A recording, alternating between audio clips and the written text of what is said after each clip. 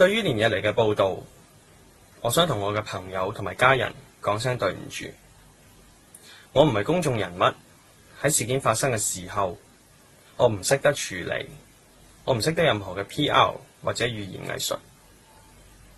我並冇收過自己即將離婚或者搞緊離婚，我自己聽到都好愕然。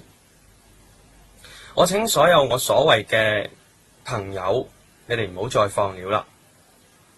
我聽我嘅好多人講，余美呢幾日病咗或者發燒，請你哋放過佢，俾啲空間佢，放過大家，拜託。我係一個男人，我會出嚟承擔。